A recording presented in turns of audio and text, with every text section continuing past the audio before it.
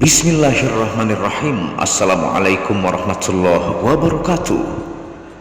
Alhamdulillahilladzi hadana lihadza wa ma kunna linahtadiya laula an hadanallah. Asyhadu an la ilaha illallah wahdahu la syarikalah wa asyhadu anna Muhammadan abduhu wa rasuluhu la nabiyya ba'da. Rabbi shrah li sadri wa yassir li amri wahlul 'uqdatam min lisani yafqahu qawli. Alhamdulillah, bersama saya lagi dengan Muhammad Hamdan Al-Ghazali dalam Tauhid Metafisik. Pada kesempatan yang berbahagia ini kita akan membahas ilmu tingkat tinggi yang berjudul Ma'rifat Nur Muhammad. Kita kupas jauh lebih dalam. Rugi jika tidak menonton video ini. Tonton sampai selesai supaya Anda mengerti, tidak gagal faham dan tidak menjadi fitnah karena kegagal fahaman Anda.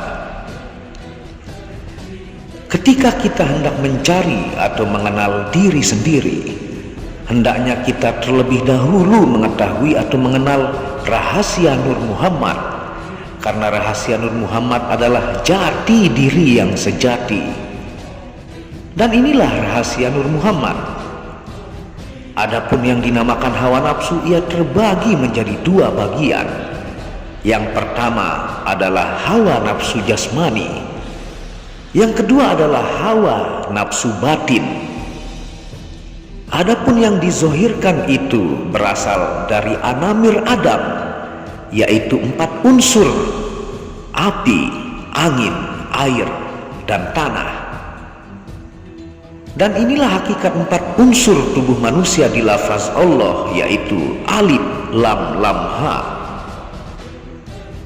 Adapun api, ia muncul dari dalam diri kita dengan huruf alif yang disebut zat, menjadi sebuah rahasia di tubuh kita menjadi darah. Adapun angin, ia muncul dari dalam diri dengan huruf lam awal yang disebut sifat atau alam, menjadi kehidupan, yaitu di tubuh kita menjadi nafas bagi kita.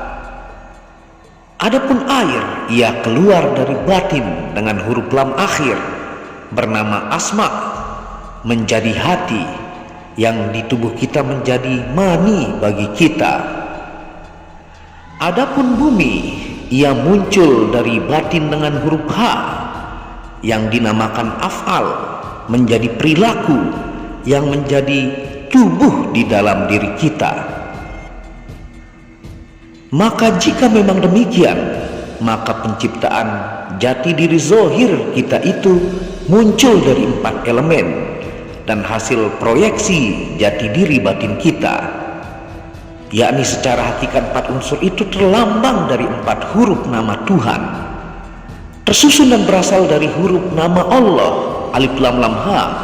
Kemudian setelah kita mengenal jati diri zohir, hendaknya kita juga mengenal jati diri batin. Siapa dan yang mana? Simak baik-baik.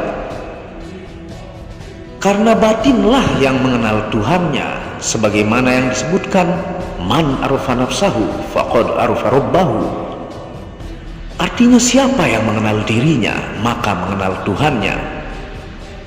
Dalam pengenalan jati diri batin, kita perlu berusaha mematikan diri atau mematikan sifat kemanusiaan sebelum kita mati, sehingga tersisa sifat ketuhanan. Sebagaimana Allah berfirman dalam Al-Quran, antal mautu qoblal mautu, artinya kamu berusaha mematikan diri sebelum kamu mati. Jadi kalau diri zohiriyah atau sifat kemanusiaan kita sudah kita matikan, maka diri batiniah kita yang sejatinya disebut diri akan tampak nyata. Adapun makna ma'rifat mematikan diri dalam huruf di lafaz Allah, yaitu alif lam ha.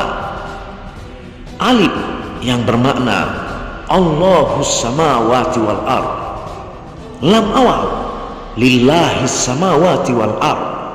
Lam akhir lahul mulkus samawati wal ard. Huruf H yang terakhir huwal awwalu wal akhiru waz zahiru wal batinu. Jadi kalau zohiriyah kita benar-benar fana atau melebur, Artinya kita tidak punya apa-apa lagi. Segalanya hanya milik Allah. Seperti ungkapan para ulama tasawuf dan arif billah, min adamin illa wujudin, wa min wujudin illa adamin. Artinya dari ketiadaan menjadi ada, dan dari ada menjadi ketiadaan. Maksudnya adalah diri zahiriah kita sudah musnah dari diri batiniah kita. Maksudnya diri zahiriah ini sudah tidak mempunyai apa-apa lagi. Sehelai rambut pun tidak, dan sudah tidak bisa dikatakan ada lagi. Dalam pengetahuannya yang ada hanya diri batiniah yang disebut Muhammad. Sebagaimana firman Allah dalam hadis qudsi, khalaqal asya li azlika wa hautu hal li azli, yang artinya aku menciptakanmu karena aku Muhammad. Maka jelaslah bahwa yang bernama Muhammad itu benar-benar diri yang hakiki, dan janganlah kita lagi ragu-ragu dan tertipu, karena Muhammadlah yang memiliki badan, hati, jiwa, dan rahasia. Adapun jantung Muhammad disebut alam ihsan, yaitu syariat. Adapun hati Muhammad itulah yang disebut alam jitsih atau tarikat.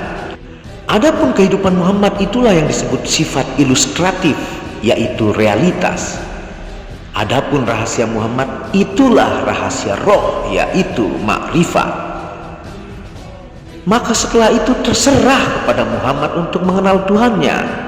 Namun Muhammad tidak akan dapat mengenal Tuhannya hingga tubuhnya, hatinya, jiwanya, rahasianya, sifatnya, namanya, dan tindakannya dihancurkan, seperti yang Allah katakan dalam Al-Quran, Qul huwallahu ahad, yang artinya, katakanlah wahai Muhammad bahwa Allah Ta'ala itu Esa, satu dalam hakikatnya, satu dalam namanya, satu dalam tindakannya, dan satu dalam hal-hal yang perlu dia lakukan.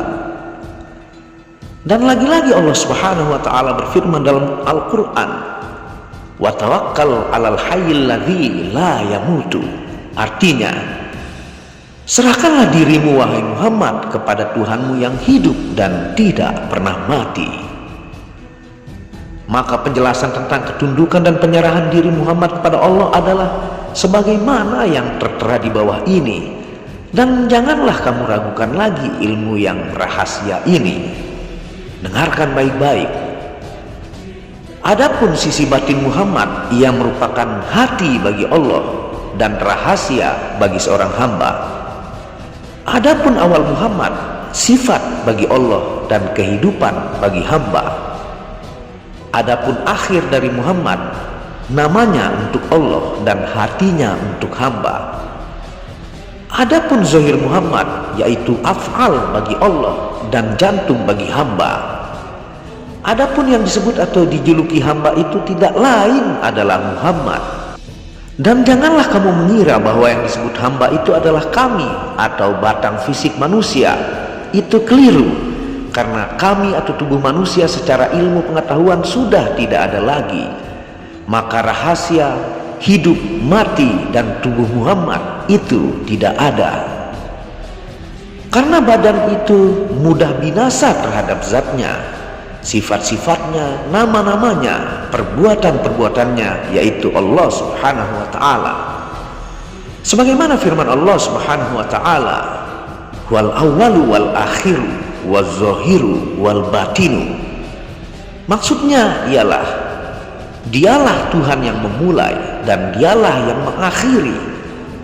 Dia sendiri tidak berakhir atau kekal.